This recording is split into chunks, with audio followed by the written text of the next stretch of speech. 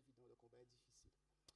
Aujourd'hui, c'est le sabbat du ministère personnel, l'évangélisation. Et des fois, lorsqu'on parle d'évangélisation, on a l'impression qu'on est dans un cours de matière qu'on n'aime pas, alors que c'est l'essentiel. Il y a des gens qui disent il y a certaines matières qui sont quand même indispensables. Mais l'évangélisation, pour moi, si on n'évangélise pas, ça ne vaut pas le coup. Ça vaut pas le coup de... Ouais, ça, c'est un privilège. Et lorsque nous considérons l'histoire des disciples qui ont tout laissé, qui ont suivi Jésus, qui ont prêché l'évangile, ils priaient, ils prêchaient, ils priaient, ils prêchaient, parce que la prédication de l'évangile, c'est une question de vie ou de mort. Alors, Dieu nous a fait grâce, Dieu nous a sortis des ténèbres pour que nous devenions la lumière du monde, pour que nous devenions le sel, et pour que nous puissions répandre une odeur de bon parfum, une bonne réputation. Il nous a sortis d'une vie fade, de la corruption, pour que nous devenions le sel de la terre.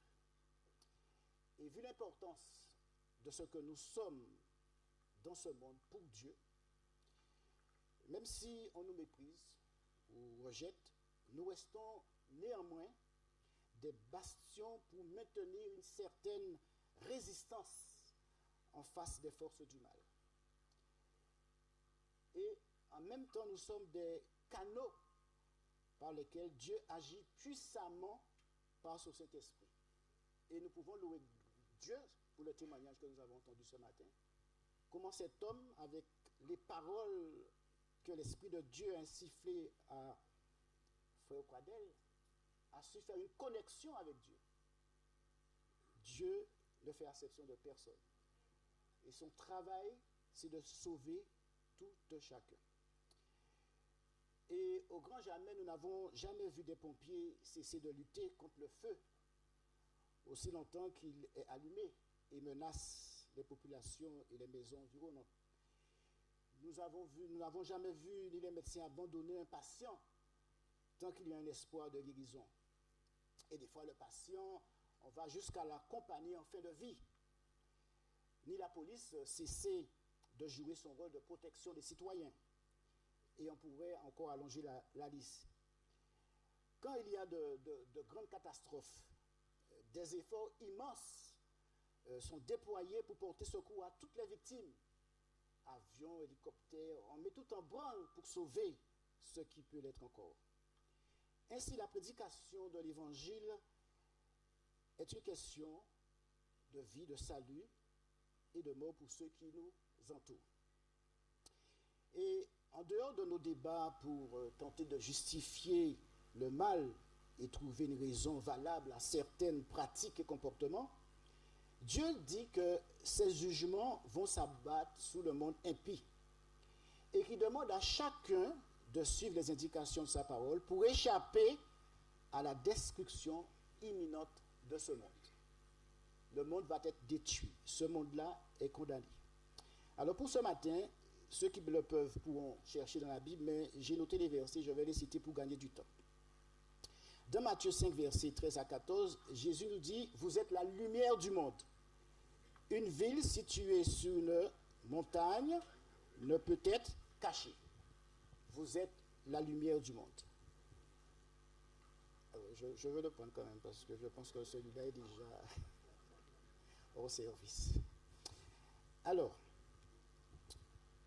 une ville située sur une montagne ne peut être cachée. Nous sommes donc la lumière du monde. Même si tout autour de nous, les ténèbres deviennent de plus en plus épaisses, la Bible nous dit au contraire de briller comme des flambeaux dans le monde. C'est vrai que le récit biblique indique que beaucoup préfèrent les ténèbres à la lumière. Mais nous, notre rôle, c'est de briller. Briller comme des flambeaux dans le monde. Alors, comment Dieu nous équipe pour rester dans cette fonction de lumière et de sel? Alors, nous connaissons les bienfaits de la lumière, nous connaissons les bienfaits du sel, je ne vais pas y revenir. Alors, la première chose que Dieu va faire pour nous, dans 1 Philippiens 4, verset 19, il est dit, « Et mon Dieu pourvoira à tous vos besoins selon sa richesse, avec gloire en Jésus-Christ. » Donc, la première chose que Dieu va faire pour nous, pour que nous puissions rester dans ce rôle de lumière et de sel, c'est de pourvoir à tous nos besoins.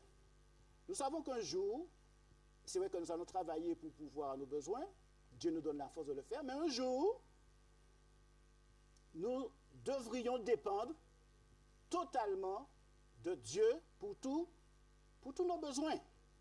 Et la Bible nous donne l'assurance que Dieu va pourvoir à tous nos besoins selon sa richesse, avec gloire en Jésus-Christ. Donc, le premier pilier, l'assurance que Dieu nous donne, que ce qu'il va s'occuper de nous jusqu'à la fin. Deuxième assurance, Luc 10, versets 18 à 19, Jésus leur dit, « Je voyais Satan tomber du ciel comme un éclair. Voici, je vous ai donné le pouvoir de marcher sur les serpents et les scorpions et sur toute la puissance de l'ennemi, et rien ne pourra vous nuire. » Alors, deuxième chose, Dieu nous donne un pouvoir de faire quoi? De marcher sur les serpents, les scorpions et sur toute, pas une partie, sur toute la puissance de l'ennemi. Alors, vous voyez un petit peu la dynamique que Dieu met en chacun d'entre nous. Et Madame Ouane nous dit, un seul enfant de Dieu qui prie avec sincérité fait trembler l'armée de Satan. Toute la puissance de l'ennemi. Et rien ne pourra vous nuire. Alors, protection assurée contre les forces du mal. Protection assurée contre les forces du mal. Pouvoir à nos besoins, ce pouvoir de dominer sur toute la puissance de l'ennemi. Et troisième chose, Matthieu 28, versets 17 à 18, quand ils le virent, ils se prosternèrent devant lui, mais quelques-uns eurent des doutes. Jésus s'approche, leur parla ainsi. Tout pouvoir m'a été donné dans le ciel et sur la terre. Allez, faites de toutes les nations des disciples en les baptisant au nom du Père, du Fils et du Saint-Esprit. Donc Dieu rappelle à notre mémoire qu'il a tout pouvoir, où ça? Dans le ciel et sur la terre. Tout pouvoir dans le ciel et sous la terre. Et j'ai écouté le récit d'un pasteur. Je vais un petit peu résumer. Il disait qu'il était à l'entrée d'une conférence et puis quelqu'un est venu pour assister à cette conférence. Mais la personne était un peu agitée. Alors il invite la personne à s'asseoir et la personne allait lui donner une gifle. Et la main s'est arrêtée là. La main est partie et ça a été bloqué là. Et il a dit, c'est là qu'il a pris conscience de l'existence de Jésus. Alors, une telle protection que Dieu nous donne, cela doit nous donner de l'assurance. Même si quelqu'un fonce sur vous, si Dieu est là avec vous, il est votre protecteur, ça va être bloqué. Matthieu 28, verset 20, et dit, et enseigne-leur à observer tout ce que je vous ai écrit, et voici, je suis avec vous tous les jours jusqu'à la fin du monde. Je sais que nous vivons dans un monde où nous n'aimons pas, enfin je ne sais pas pour vous, mais on n'aime pas trop parler. Il y a certaines personnes qui n'aiment pas trop parler. Nous préférons l'action à la parole, n'est-ce pas? On a déjà tellement parlé, on a déjà décortiqué tellement de choses, mais il faut l'action. Je ne sais pas, lorsque nous avons une voiture, on peut faire des cours sur le moteur, sur les phares, mais qu'est-ce que nous avons besoin? C'est la clé, l'essence, qu'on tourne et qu'on va. D'accord? Et le christianisme, c'est une vie. Ce n'est pas des paroles en l'air. Parce que nous avons contre nous les forces du mal. Mes amis, nous avons contre nous les forces du mal qui passent d'une façon ou d'une autre. Et Dieu, conscient de ce combat, il sait que nous ne faisons pas le poids. On ne fait pas le poids. Mais Dieu qui voit toutes choses, eh bien, met sur nous sa protection, mets sur nous les anges, mets sur nous son Saint-Esprit pour nous protéger et nous garder. 2 Corinthiens 10, versets 3 à 5. Si en effet nous vivons dans la réalité humaine, nous ne combattons pas de façon purement humaine. Nous renversons les raisonnements et tout obstacle qui s'élève avec orgueil contre la connaissance de Dieu et nous faisons toute pensée prisonnière pour qu'elle obéisse à Christ. Donc lorsque nous sommes remplis de l'Esprit de Dieu, que nous sommes dans cette mission, on dit que nous renversons tous les raisonnements. Et nous pouvons vérifier ça dans la vie des apôtres, où lorsqu'ils tenaient des discours, eh bien, on ne pouvait pas rester debout devant ce discours-là. On va avancer, Éphésiens 6, verset 10 à 18. Tout cela, ce sont des armes que Dieu nous donne pour jouer notre rôle de sel et de lumière. Ainsi, mes frères, fortifiez-vous dans le Seigneur et dans sa force toute puissante. Sa force, comment? Toute puissante. Revêtez-vous de toutes les armes de Dieu afin de pouvoir tenir ferme contre les manœuvres du diable. Les manœuvres du diable. En effet, ce n'est pas contre l'homme que nous avons à lutter, mais contre les puissances, contre les autorités, contre les souverains de ce monde de ténèbres, les souverains de ce monde de ténèbres, qui planifient sans cesse contre Dieu et contre son peuple, contre les esprits du mal dans les lieux célestes.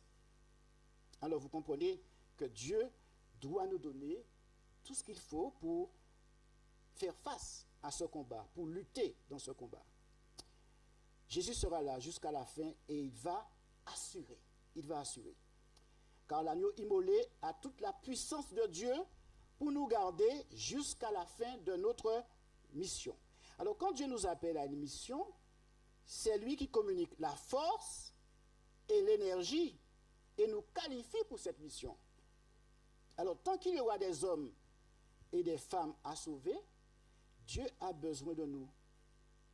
Bien que nous aspirons à un monde meilleur, nous ne devrions pas être les premiers à nous plaindre pour quitter cette terre par rapport à la décadence qui se manifeste de toutes parts.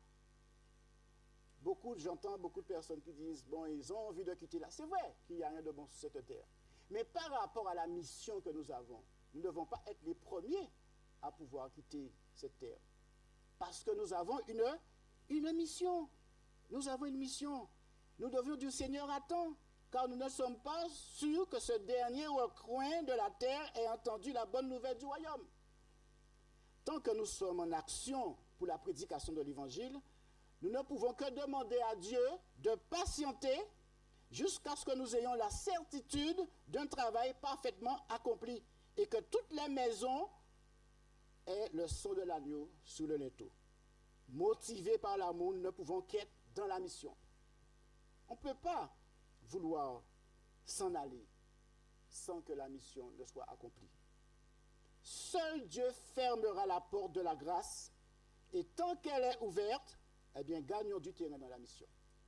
Tant qu'elle est ouverte, gagnons du terrain. Ne soyons pas pressés à quitter cette terre parce qu'il y a tellement de problèmes, il y a tellement de difficultés. Non.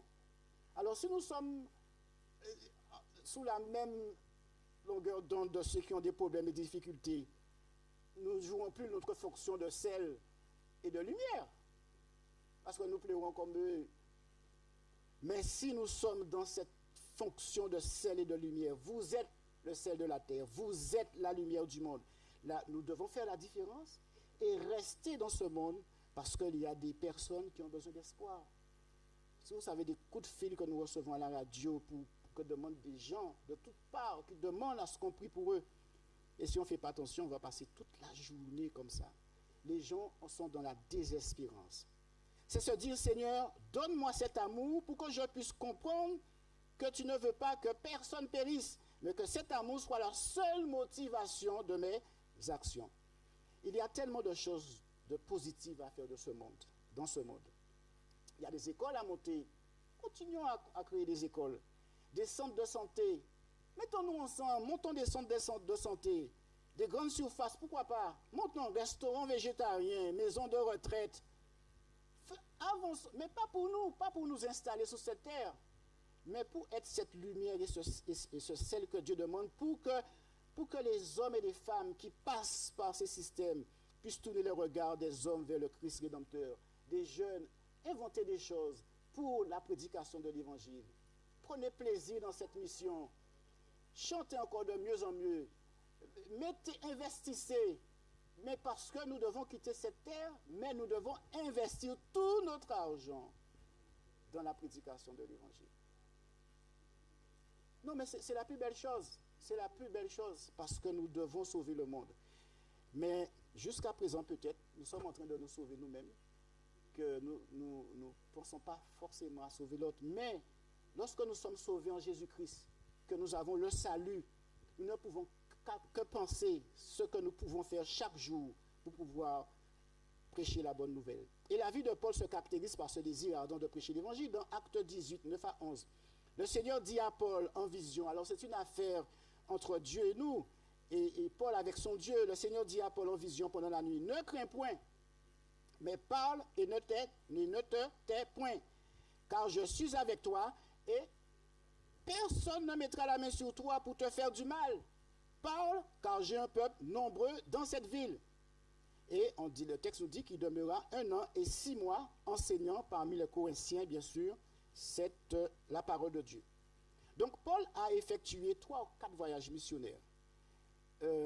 En l'an 46, 48, le Saint-Esprit les envoie dans ce premier voyage en Turquie, en Grèce, Macédoine, Achaïe, Galatie, Pamphylie. Ils voyagent. Je me suis dit, mais c'est vrai, nous aussi, ça nous arrive de voyager, de partir en vacances.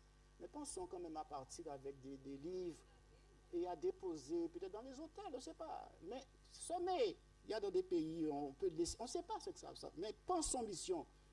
Partons en vacances, mais pensons mission. Allons partout où nous voulons, mais pensons mission. Et Acte 16, verset 18, entre l'an 49 et 52, il a prêché. Alors, lorsqu'on fait le résumé un petit peu de ses voyages, en conclusion, il a parcouru plus de 15 000 kilomètres. Il a établi près d'une quinzaine d'églises et écrit 13 à 14 lettres. Alors, voilà un homme engagé avec Dieu. Voilà le travail qu'il effectue. La prédication de l'évangile. Il dit, malheur à moi si je ne prêche pas l'évangile. Et il déclare, et là, c'est la plus belle partie de sa vie, que vous appréciez, j'espère aussi, comme moi-même. Acte 24, verset 20. Moi, je ne fais pour moi-même aucun cas de ma vie, comme si elle m'était précieuse, pourvu que j'accomplisse avec course, avec joie. Qu'est-ce qu'il dit? Pourvu que j'accomplisse ma course avec joie. Et j'aime bien cette notion de joie. Un service dans la joie, on est content dans le service. On n'est pas mal à l'aise, on est content. Pourvu que j'accomplisse ma course avec joie et le ministère que j'ai reçu du Seigneur Jésus d'annoncer la bonne nouvelle de la grâce de Dieu. Et Philippiens 1, verset 22 à 24. Mais s'il est utile pour mon œuvre que je vive, allez écoutez bien cette partie-là. Mais s'il est utile pour mon œuvre que je vive dans la chair, je ne saurais dire ce que je dois préférer. S'il est utile pour moi de vivre ici-bas toujours, il ne sait pas ce qu'il doit préférer. Et il continue, il dit, je suis pressé de 2 côtés. Effectivement, on veut quitter le monde. J'ai le désir de m'en aller et d'être avec Christ. Alors je dis, désir de m'en aller, d'être avec Christ, je rectifie, je précise.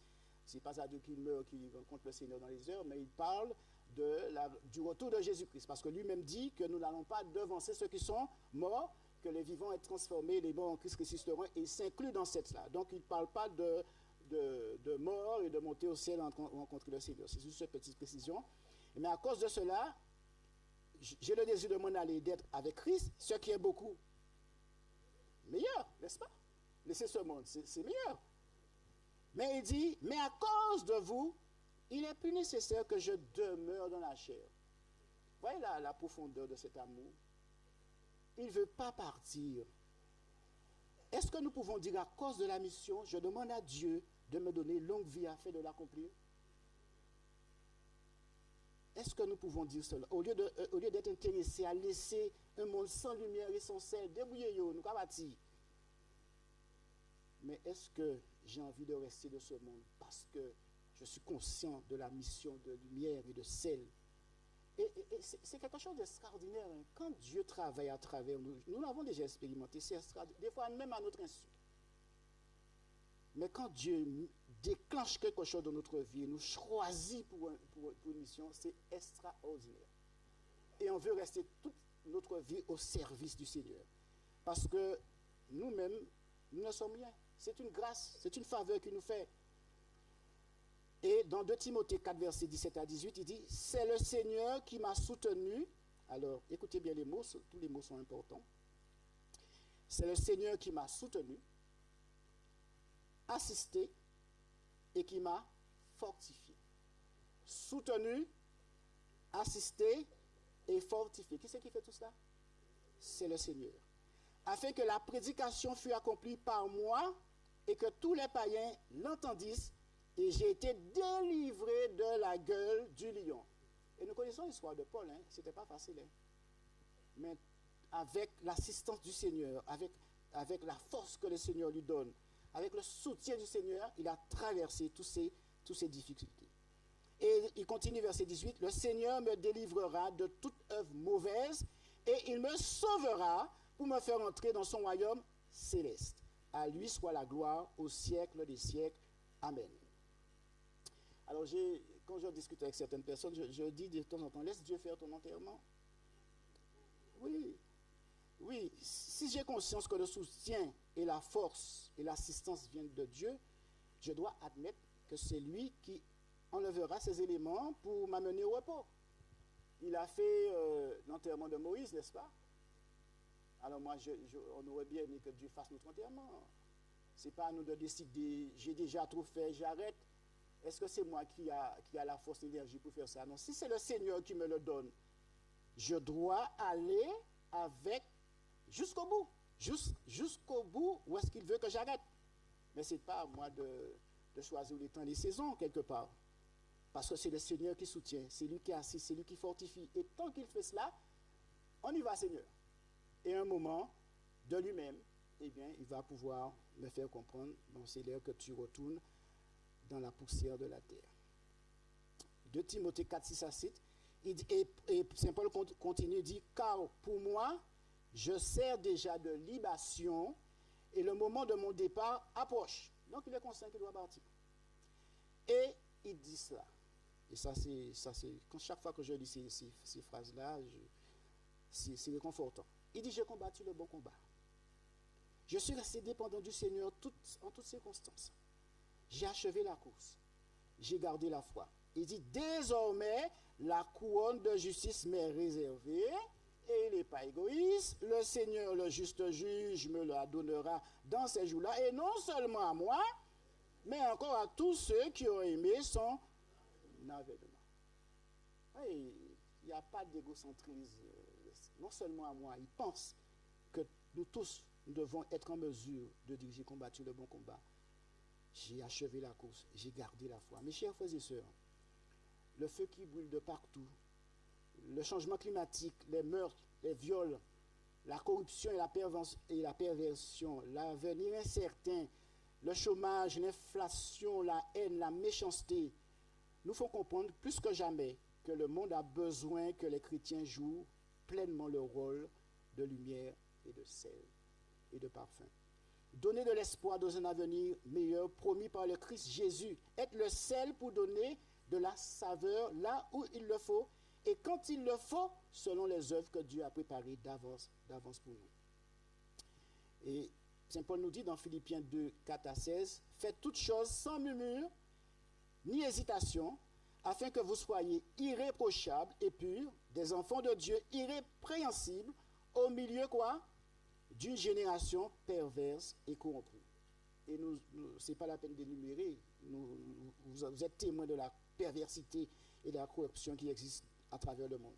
Parmi lesquels vous brillez comme des flambeaux dans le monde. À travers cette corruption et cette perversité, eh bien, nous brillons comme des flambeaux. C'est-à-dire que nous sommes remarquables. Nous sommes remarquables.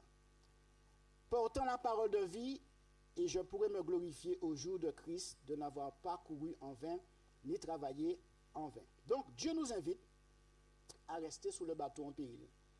Tant que notre mission ne sera pas achevée et qu'il y aura des hommes à sauver, la plus belle chose dans ce monde est d'être le collaborateur de Dieu, d'être utilisé par Dieu pour une mission bien précise. Pour utiliser un langage courant, eh bien Dieu ne perd jamais son fil conducteur.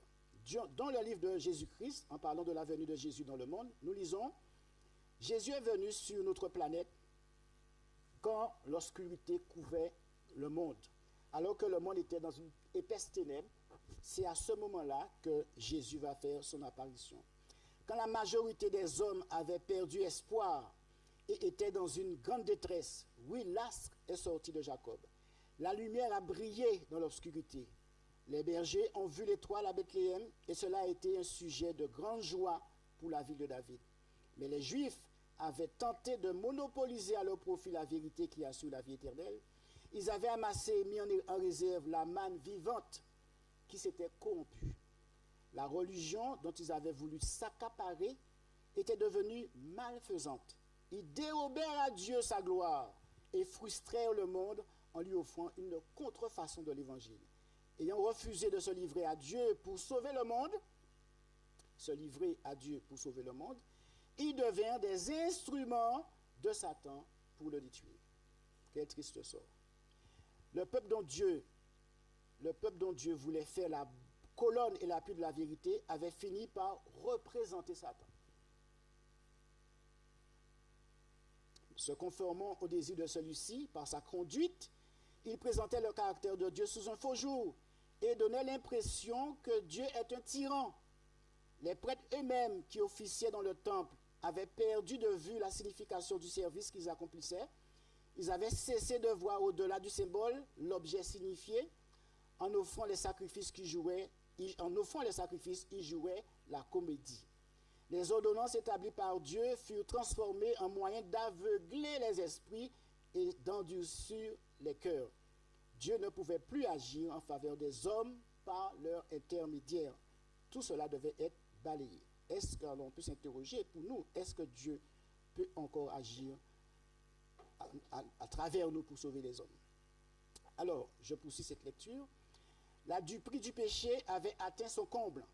Tous les moyens susceptibles de pervertir les âmes humaines étaient à l'œuvre. Le Fils de Dieu, en contemplant le monde, ne voyait que souffrance et misère. Sa pitié fut émue, car il vit avec quelle cruauté Satan traitait ses victimes. Il considéra avec compassion ceux que l'on corrompait, assassinait et perdait. Le péché était devenu une science. Le vice était consacré comme partie intégrante de la religion. La révolte avait jeté des racines profondes dans les cœurs. L'hostilité de l'homme contre le ciel était devenue virulente. Il était prouvé aux yeux de l'univers que l'humanité ne pouvait se relever sans Dieu. Un nouvel élément de vie et de puissance devait être communiqué par celui qui a créé le monde. Donc il était indispensable que dans ce ténèbre, cette noirceur du monde, que Jésus vient pour apporter cette lumière. Nous aussi, mus par l'amour de Dieu, nous avons besoin que tous les Guadeloupéens rentrent dans l'espérance du prochain retour de Jésus. Tous les Guadeloupéens. Mais qu'est-ce que nous faisons pour cela? Eux qui sont si épris de justice, de vivre ensemble, il faut que la lumière jaillisse pour qu'ils puissent percevoir le vrai chemin et ne pas se laisser égarer par de fausses espérances d'un monde parfait sans le Christ. Jésus est la seule vraie source d'où il vaut vraiment la peine d'y retourner, car cette source est celle de la vie éternelle. Car Dieu dit, la lumière brillera au sein des ténèbres, a fait briller la lumière dans nos cœurs pour faire resplendir la connaissance de la gloire de Dieu sous la face de Christ. Dans cette lumière, nous sommes en communion avec Dieu. Et le sang de Jésus nous purifie de tout péché. Et ce sel et cette lumière que nous sommes éclairent ceux qui sont assis dans les ténèbres. Et ils se lèveront pour passer des ténèbres à son admirable lumière. En Jésus et pour Jésus, nous sommes le gilet de sauvetage de l'avion de ce monde. Nous sommes les inspecteurs, nous sommes la police, la gendarmerie, l'armée, les médecins, les soignants, les ambulanciers, les GIGN, force spéciale pour délivrer ce que Satan retient captif. Les visiteurs, la route secours. S'il faut continuer la liste serait trop longue. Donc nous comprenons que ce que le Maître a dit lui-même, vous êtes le sel de la terre et la lumière du monde. Alors, quand nous ne trouvons pas assez de goût à nos plats, nous y ajoutons quoi? Du sel. Et de même, Dieu nous met sous la terre et nous remplit de sa saveur qui est la joie, la paix, l'amour et la justice. Et ce qu'il attend de nous, c'est que nous la répandions sur la terre. Donc regardons autour de nous et réalisons combien le monde est fade. Et la bonne nouvelle, c'est que nous croyons, nous sommes la réponse qui peut redonner espoir et vie au monde. Apportons le goût à ce monde. Alors, les jeunes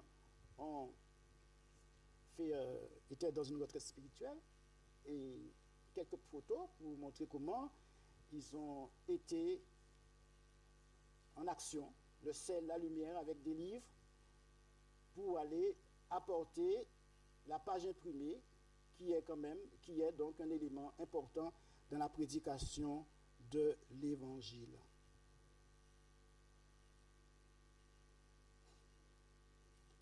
Donc, chaque chrétien, dans la vidéo, voilà, sous la plage de Port-Louis, je crois, le moule, en train de chanter un chant, et ils ont vécu un moment extraordinaire. Tout cela, ça sont des actions à perpétuer, à mettre en place. Nous sommes en mission et ne pas perdre de vue la mission. Chaque chrétien est appelé à rayonner de la joie et de l'amour du Christ pour que la lumière ne s'affaiblisse pas, que le sel ne se dénature pas. Il est important de se nourrir quotidiennement de la parole de Dieu.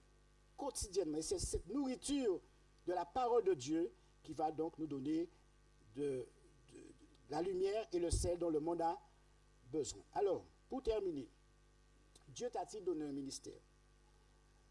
Alors, ne regarde ni à droite, ni à gauche, ni la vidéo.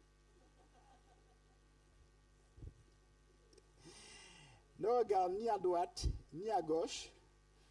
N'attends pas la foule ou les applaudissements pour avancer. Va comme Dieu le souhaite. Vous savez qu'il y a des gens qui n'ont que faire du sacrifice de Jésus-Christ et qui ne sont nullement intéressés par la vie éternelle. Et comme ils n'ont rien à faire du sacrifice de Jésus et qui ne sont pas intéressés de la vie éternelle, leur rôle, c'est de décourager les ministères. Ils sont dans l'église des fois, ils sont ennemis de la croix. Leur seul objectif, c'est de décourager les ministères par divers moyens. Ne vous laissez pas décourager par cela. Allez de l'avant quand Dieu vous a donné un ministère. Et c'est pour cela, pour poursuivre ce ministère, qu'il faut être conscient que sous la croix du calvaire, ce sont tes péchés qui ont été expiés. Tes péchés étaient dans le lot de tous les péchés pour lesquels il a tant souffert. Alors que celui qui te décourage, il n'a même pas été qualifié peut-être pour recevoir un soufflet, a plus forte raison de porter la croix pour toi jusqu'au calvaire. Alors assure-toi que Jésus est dans ta vie et que tu as ce désir ardent d'être comme il le souhaite, la lumière et le sel de la terre, pour faire de grandes choses en son nom et par son nom. Il a fallu un disciple pour t'amener à Christ. Tu dois, une fois que la connexion a été faite, tu deviens le disciple du Christ avec un ministère bien précis. Jésus t'aime, mais fais attention que la lumière qui est en toi ne devienne ténèbres. Et le sel que tu es ne perd de sa saveur. Quel rapport y a-t-il entre les ténèbres et la lumière? Si tu te plais avec le mal sous toutes ses formes et que cela ne te dérange nullement, si le mal aime ta compagnie et la recherche, c'est que ta lumière commence à faiblir et ton sel commence à perdre de sa saveur. Bientôt, Jésus écrasera la tête du serpent. Il punira le monde pour sa malice. Ses fléaux vont tomber sur Babylone. Qu'aurions-nous fait pour qu'un maximum de personnes entendent l'appel de la grâce et soient sauvées? entende l'appel de la grâce et soit sauvé. Qu'aurions-nous fait? Qu'aurions-nous fait? Et aurions-nous joué notre rôle jusqu'à la fin? Nous avons la même mission que Noé. Dire aux gens que ce monde est réservé pour le feu et que Dieu nous a donné Jésus comme arche de salut. Nous le disons, que nous le disons ou pas, c'est ce qui va se passer. Le jour du Seigneur viendra comme un voleur de la nuit et les cieux et la terre passeront avec fracas. Les éléments embrasés se dissoudront et la terre avec ce qu'elle renferme sera consumée. Il n'y a pas un jour qui passe que je ne sente cette responsabilité peser sur moi.